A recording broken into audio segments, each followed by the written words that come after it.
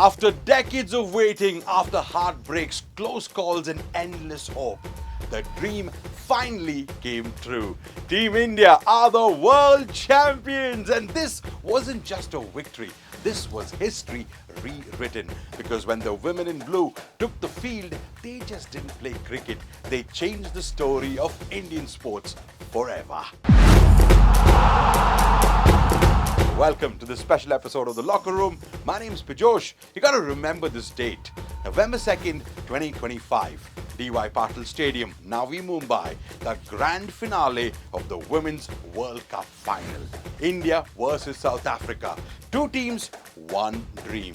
Harmanpreet's side came out with fire. India batted first, and oh boy, did they set the tone. Smriti, Mandhana and Shefali Verma's opening partnership, pure elegance. Deepti Sharma, a composed innings, and then came the storm. Shefali's 87 runs of 78 balls, smashing 7 fours, 2 massive sixes that sent the crowd into a frenzy. By the end of 50 overs, India had posted 298 runs, a total built on grit, class and pure talent. Yeah, when South Africa walked out to chase the target, India knew they had to bowl like warriors. Renuka Singh bowled fire right up in the front. Deepti Sharma, the match's hero, spun magic. She grabbed 5 crucial wickets.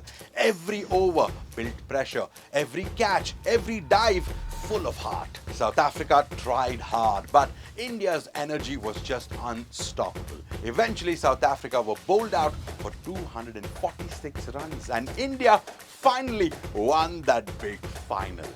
Here you go. The crowd erupted, flags waved, tears rolled down the eyes, because after years of almost, the Indian women had done it. They are now the world champions.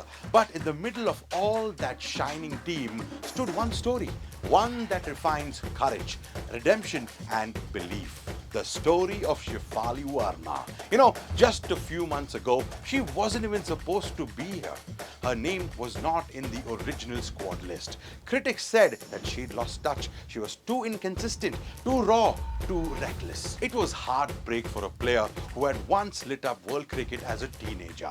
But destiny loves fighters.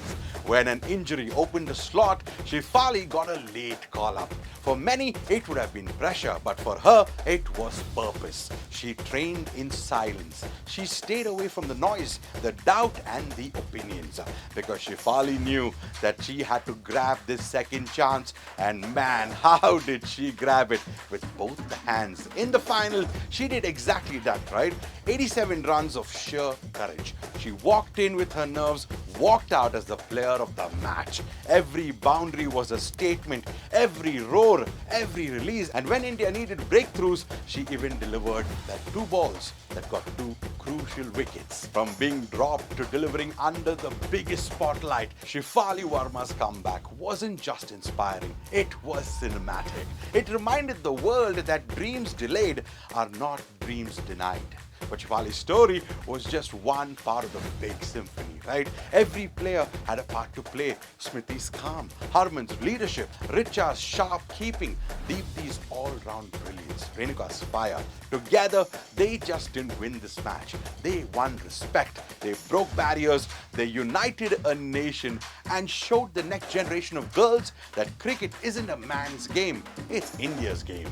This is more than a trophy. It's a statement that Indian women are no longer the underdogs. They are the standard, and Shefali Verma, the face of fearless Indian cricket. So on behalf of all of us here at Radio 1, we just want to say congratulations to Team India. Well done. Thank you for giving us that moment that we will never forget.